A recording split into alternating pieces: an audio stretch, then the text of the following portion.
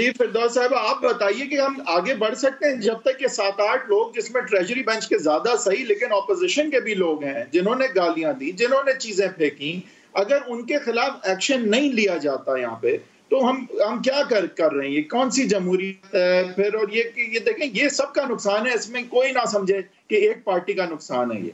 ये सारों का नुकसान है आगे और ये हम इसमें स्टेक होल्डर हैं, ये हर पाकिस्तानी का नुकसान है और हमें ये बात बर्दाश्त नहीं करनी चाहिए। और ये एक्शन होना चाहिए उन लोगों के खिलाफ जो इस एक हद से आगे गए हैं। आई थिंक हद से आगे तो सभी गए हैं, लेकिन जो एक ऐसी हद से आगे चले गए हैं जिससे बड़ा इर्रिपेरेबल हार्म हो सकता है इमेज को। और जो मैं जिस तरह ज़िक्र कर ही चुका हूँ, जिस तरह हम अपने ऐवान को देखते हैं, वो एक बड़ी एक रिश्ता होता है अवाम का अपने जो है वो इलेक्टेड मेंबरान के साथ। वो रिश्ता जिस दिन इज़्ज़त का टूट गया, वैसे ही बड़ा ब्रिटल होता है वो। उसका जो ख्याल करने को बिल्कुल ही नहीं तैयार, तो उसके खिलाफ अगर एक्शन नहीं होता तो can we go on? Action नहीं होना चाहिए उनके खिलाफ। देखिए, पहली बात तो ये है कि पार्लियामेंट के अंदर जो हुकूमत और अपोजिशन के दरमियान पुल का किरदार अदा करते हैं वो स्पीकर और डिप्टी स्पीकर हैं। और स्पीकर साहब के ख़िलाफ़ जिस तरह से आस्तीने चढ़ा के साबिक़ वज़ीर आज़म ने नाज़ेबा कलमात और धमकियाँ दी, वो भी इसी ऐवान के अंदर सुनाई दी और मीडिया की स्क्रीन ने उसको दिखाया। मुसलसल जो ऐवान के अंदर अपोजिशन का एक जारहाना रवैया रहा, उसने हुकूमती बेंचों को इस तरह के शदीद रिएक्शन पे उकसाया। और जो मैं समझती हूँ कि हमें इस वक्त ज़रूरत क्या है, सबसे अव्वलीन तरजीह जो स्पीकर साहब की है वो ये होनी चाहिए कि जैसे आपने सुना कि नबील कबूल भी उस पार्लियामेंट के अंदर रहे हैं, मैं भी 10 साल उसी पार्लियामेंट के अंदर एज अ मेंबर पार्लियामेंट काम करके आई हूँ। हमने ये कभी भी नहीं देखा था कि बेंचेस के दरमियान इतनी खलीज हो, इतनी नफ़रत हो, इतना इंतशार हो और एक दूसरे के साथ इस हद तक दुश्मनी आ जाए कि आप एक दूसरे की जान लेने पे तुल जाएं और मार कटाई पे उतर आएँ। ये पहली दफ़ा हम देख रहे हैं कि इस तरह के रवैये सियासत में आ गए हैं। अनफॉर्चुनेटली एक वाक़या मेरे साथ भी ऐसा हुआ और वो वाक़या टेलीविज़न की स्क्रीन पे हुआ और उसमें भी जिस शख्स ने ये पहल की, मेरा रिएक्शन तो दिखाया जाता रहा, लेकिन जो उनकी तरफ से एक्शन था वो आज तक जो है वो मीडिया की स्क्रीन पे नहीं आया।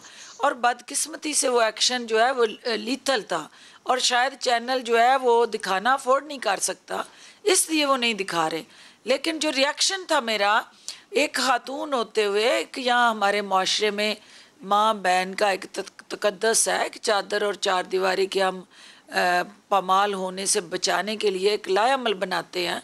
तो जब आप किसी भी चीज़ में इंतहा पे चले जाते हैं और इंतहा के बाद आप उसको पैसिफाई नहीं कर सकते, उसका रिएक्शन जो होता है वो भी उससे ज़्यादा बड़ा इंतहा पसंद होता है। तो जो पार्लियामेंट के अंदर हुआ, ये एक मसलसल एक चल रहा था। टॉक शो की बात थोड़ी देर में करूंगा, लेकिन ये बता दें कि जब आपके अपने इंटरेस्ट पामाल हो रहे हों, जहां पे आपके बजट की बात हो रही हो, अपने इंटरेस्ट के खिलाफ, यानी कि पीएमएल नून की और ऑपोजिशन की स्ट्रेटजी कामयाब रही बकौल आपके, उन्होंने आपको फ्रस्ट्रेट किया, उन्होंने आपको नहीं बोलने दिया और आपने एन उस वक्त डिसरप्ट कर दी प्रोसीडिंग जब आपके हक में बात जा सकती थी, तो वो तो कामयाब रहे, नुकसान में तो आप रहे। फिर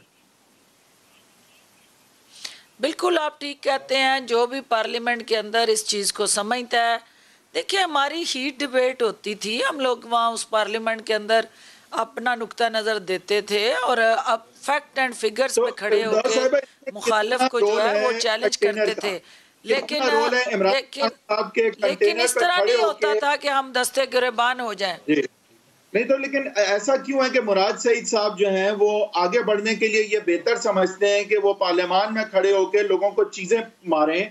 और क्या ये इमरान खान साहब के कंटेनर के दिनों का जो है ये आफ्टर मार्थ है कि अभी तक ये हैंगओवर चल रहा है? आप लोग उस माइंडसेट से निकल ही नहीं पा रहे कि आप कंटेनर में नहीं है, आप ऑपोजिशन में भी नहीं है और जिस भी तरह जैसे भी कह लें आप हुकूमत वक्त हैं, प्राइम मिनिस्टर हैं आप, तो ये मुराद सईद साहब जो ऐसी चीजें करते हैं, कोई थपकी।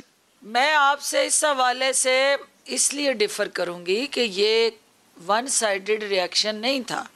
जो मुराद सईद नहीं, ने लेकिन किया, बेवकूफ बन गए ना मुराद फिर सईद आप। को उससे फिर पहले आप माने आप आप बेवकूफ उसकी बन गए। बैकग्राउंड पे जाएं कि उसके बाद क्या हुआ, उसको स्टार्ट करने के क्या मुहरकात थे। लेकिन आपकी इस बात से मैं एग्री करूंगी कि हमें ज़्यादा एहतियात की ज़रूरत है, क्योंकि हम स्टेक होल्डर हैं।